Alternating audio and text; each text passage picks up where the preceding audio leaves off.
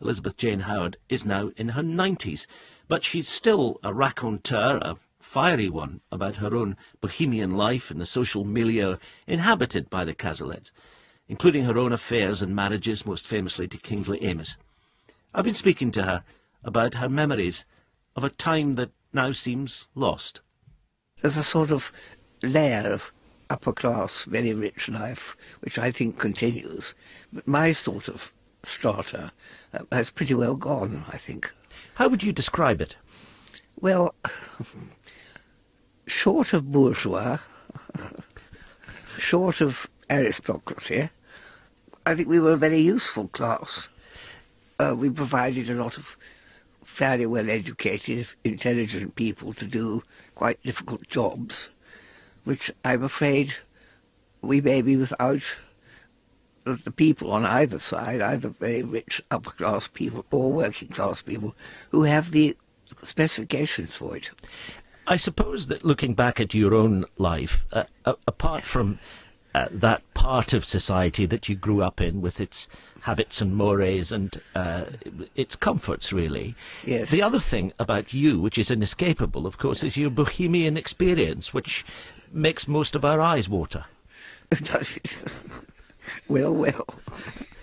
I hadn't thought of it that way at all. Well, it was pretty frisky, wasn't it? Oh, yes, it was. But, you know, I wasn't the only frisker. Frisking was quite popular in those days. Wars always make people pretty unfaithful because they feel this might be their last chance. But I think if you hadn't had those love affairs, you wouldn't have been able to write the books that you did. That's probably true, that they might have been even more boring. Who can tell? And, of course, people will look back at the Amis years, which they obviously know about because you've written about it, he wrote about it. And that was an extraordinary period, wasn't it? Yes, it was. I mean, it was my second fiddle period, if you know what I mean. Well, I think I understand that, yes. Do you look back on it with fondness, despite, I suppose, some of the bitterness that attended its end? Yes, I refused to hate Kingsley. Absolutely refused to.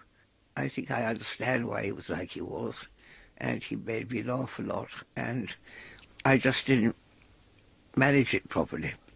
The trouble is, that's what slipstream means, really, that you always feel that you could cope now very well with a situation that happened 20 years ago when you couldn't cope with it. And that's what you called your autobiography.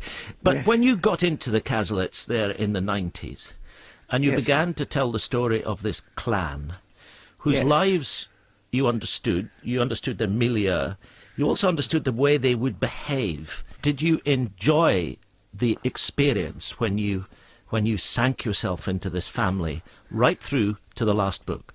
Oh, yes, I did, especially the last book. I suppose I felt that I really knew those people by then. You know, they really were like my family. Well, They this is hate volume that too. 5, and Duchy, the matriarch, Yes. has died. But what's interesting about the book in many ways is that you call it All Change in the sense that it isn't, there's not a feeling of finality about it, there's a feeling of starting again. Yes, you could certainly look at it that way. Probably a better way of looking at it, I think. And I don't know if I'll write another Casalet book. I'm writing a different novel now, and I don't know what I'll do after that. Most people in their 10th decade would not be starting a new novel. No, but most people don't write novels at all. I mean, I'm a very unusual person. Boring, but unusual. Well, I don't think we'd say boring. Unusual, certainly. And what have you found, as you've exercised this talent and this longing to write, what have you found that it has given you and still gives you? The imaginative creation of, in this case, a family. Well, it makes me want to get up in the morning, which I don't think I'd want to do much otherwise. And it's fascinating. The more you think you know a character, the more you find out about them. And you're a great one for exploring their inner lives, the ones that perhaps they don't know they have. Yes. Well, I'm always hoping that people will get to know themselves better. They're not terribly good at that. And if you don't know yourself, you're not much good with other people. It's interesting, you end the book Rachel goes Yes. to bed, and you say she knew she was tired as her back was hurting, but she felt infinitely warm from all the love she'd received. And then you add, with, if I may say so, a typical touch, and now, better still, she was going to be needed. Yes. And do you think people, above all, want to be needed? But I think certainly, I would say 90% women want to be needed. I'm not sure how many men want to be needed. I think sometimes they just want to do the needing. You've enjoyed the company, let me put it like that, of many men in your life, but you're more interested in women, aren't you?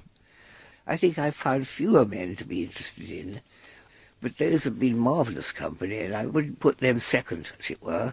It's easier to find an intelligent woman, and also I put a high premium on kindness.